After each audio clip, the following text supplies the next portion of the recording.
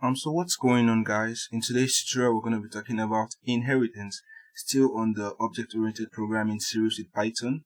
I think this should be the fourth video, and we're going to be talking about inheritance. Now, just as inheritance sounds, inheritance allows us to actually inherit attributes and methods from a parent class through subclasses. Now, that might sound weird to you, so I'm just going to explain a little bit. So I'm going to create a new file on here, and I'm just going to save it as a class. So let's just call it whatever.py. I'm just using this class to illustrate a bit. So if we wanted to create, let's say, an application for a school, and we're trying to create a model, and we're trying to create a student class, just as we have done, we've defined the initialization for that class, which is a self, the first name, the last name, and the age of the student. We can go ahead and say self the first name.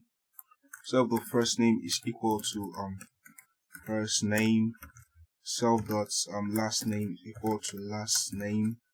Self dot age is equal to age, and so on. And this class might have a bunch of functions. Say a function like full name to go ahead and take the self, and then it's going to return self dot first name plus a space. Let's give that space, and self dot last name. That's a basic function. And then we can have another class in this school that's going to take care of the teacher. So that is a teacher, and we'll still have to go and def init need to underscore. So self first name last name and the age of that teacher, and we could still go ahead and initialize it this way instead of typing that out. You could see. And what if we had another one here, let's say for non-academic workers? So we can say non-academic, so non-academic staff or whatever. So that is that, and we could still go ahead and have an init. And if you're looking at these classes, you can see a recurrence or some basic common features. We have last name, I've got age, and we'll still go ahead and actually initialize this. Okay, so how do we make our code much more cleaner than what we're seeing here? Because in good codes, we want to keep it dry. That is, don't repeat yourself when you're coding. Now, as you can see in these classes, they commonly have a first name, a last name, and an age. Okay, so we could take that as something they have in common. Now, when we talk about inheritance, it is like an should I say, an relationship with a bunch of attributes. So we can say a teacher is a person, like, right? Yeah. A student is a person. A non-academic staff is also a person. So a person has a first name, a last name, and an age. Every human has that. So you can see that the attributes are these, and every person might have a full name. Yes, everybody has a full name. So this function can actually be referred to that of a person. So what can we do to make this a bit simple? So I'm going to go back to the other file which we've created. We've done a lot of stuff here, including class methods and static methods. So I'm not going to touch that for now. What I'm going to do is I'm going to go ahead. Let me remove this date time, import date time. I don't think we'll be needing the get current time for now. Okay, we're okay this way. So instead of actually creating these other classes with this bunch of extra attributes, say self, the first name, last name, and so on, we could go ahead and create a class, say person. So the class is person, and that person will have all those attributes. So we're going to give an init, and it's going to take self. So it's going to take the first name of the person, the last name, and the age of that person. Okay, so we're going to give the normal, say self of first name is equal to first name, self dot last name is equal to last name, self the age is equal to age. So have that prototyped out here. So how can we be able to reuse all these features in the student class? And that is very simple. When creating the student class, we're going to give an open and close parenthesis, and we're going to give this person right here, which means this student is a person, or it's here is a subclass of person. Now the student is going to be a subclass of this superclass or superclass here person. So once you do that, you could see that the student has basically inherited from the person, and it still has its own attributes and still has its own functions. Now what I'm going to do is I'm going to strip down this function full name. I'm going to remove it from here, and we are going to add it to the person, because this function can be accessed by any person, be it a teacher, a student, or a non-academic staff. Okay, so we've got this full name, which basically what it does is it returns self.firstname, which we've declared, and self.last name concatenated with a space. Okay, so as you can see, that's what it does. Now we've got this extra bunch of code which basically just redoes what this function is doing. So what we are going to do, I'm going to remove this full name property here. So instead of saying self.firstname is equals to first name here, we're going to do something. Okay, so as you can see, we've inherited from the superclass person. Okay, now student is a subclass of the superclass person, which means we can actually access this init method of the person. Now there's a special keyword in Python for doing that. Now we're going to say super open and close parenthesis dot underscore underscore init underscore underscore, and we're going to pass in these two parameters. Okay, first name and last name, and let's also collect the age of the person. So collect the age, so we're going to say first name, last name, and age. So this basically what it does is it's going to initialize this class, the student class, with these parameters, but it's going to use the superclass, that is this class over here. So other people might do it this way. They might say call the class itself, so person dot underscore underscore init, then we can give self first name, last name, and age. But I personally prefer using the super. So this is also very useful when you start getting into multiple inheritance. So it's a good idea to stick with the super in your programming day. So okay, so we basically got that out there, and we're gonna test if this actually works. Okay, so I'm gonna remove this, get call time, and we have three basic students which we've created in the previous tutorial. Okay, now you can see now we've created the students with the first name and the last name, and we need an age, so we're gonna give some age. So this person is 19, this is 18, and this is 15. So I can go ahead and try to print student one dot full name. Now you can see this function is not directly accessible from the student class. It's actually in the person's class. So let's see if we can access that. So once I run this, you would see that actually gives us the full name. Like, that's very great. Okay, and let's try to say print stud1 dot first name. Okay, and let's see what we get. And once I control B on that, wow, that is working fine. So I'm going to go ahead and create let me remove this. I'm going to go ahead to create a new class. Say this is going to be a teacher class, and we're going to call def underscore init. Now before we initialize this, we have a basic pay here, which is a pay of the teacher. I'm going to put 5,000 for now. Okay, so def init, we're going to take self, and I think we're going to take the first name, we're going to take the last name, and the age of that teacher. And we forgot to inherit the teacher from the person, so I'm going to go ahead from here and give that to be a person. Okay, right? Okay, so we could go ahead and say super here dot underscore underscore init. Then we're going to give no need for self, so first name, last name, age, and that will do it. So that is how to initialize that. And we want to actually give this teacher a bunch of students with the teacher handles. Okay, so we could say studs, that's the student, the handles is going to be none. Okay, so you don't want to give that as an empty list. Let's just leave that as a none.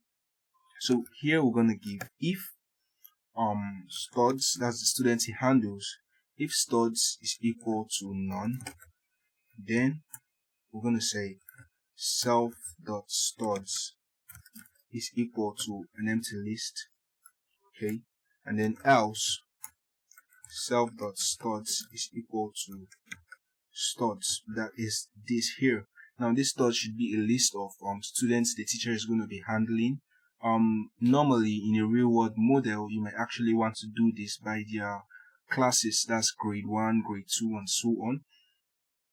But in this case, I'm just taking this as the teacher just handles a bunch of students. So I'm directly passing the students the teacher handles directly to the students. Now you can see this class actually has its own special functions. Now we're going to define a few functions. Say add students. That's for adding a new student. We're going to give a self and the student.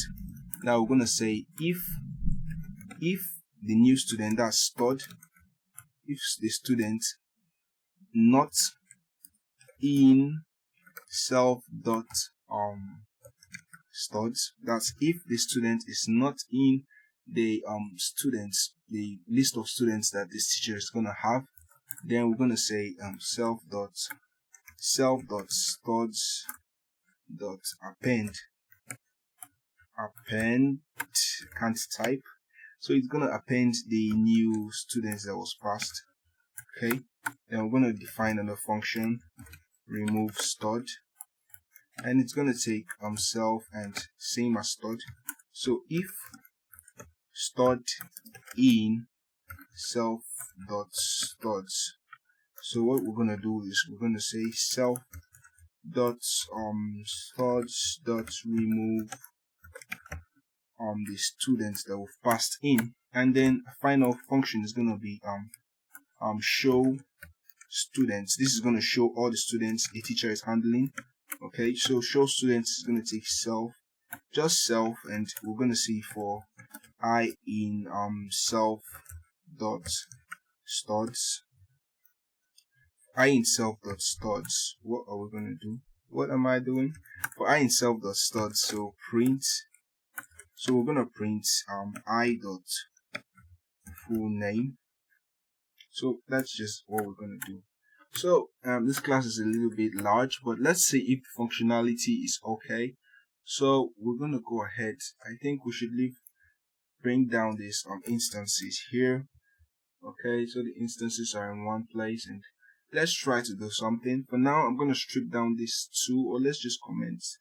Let's just leave them. Okay, so we can create a new teacher. So teacher1 is going to be equal to the teacher. We're gonna say Martin James, and he's gonna be 34. Pretty young teacher.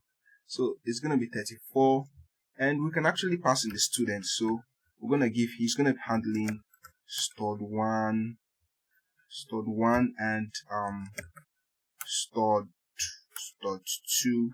Okay, stud1 and stud2. That's cool, and I'm gonna create the final teacher. So teacher 2 is gonna teach you. You can actually go ahead and add courses for this teacher, so he actually accepts courses. But I'm just trying to show a little bit of functionality, so I'm not going to be going too deep into that. So we're just gonna create a new teacher, Mary,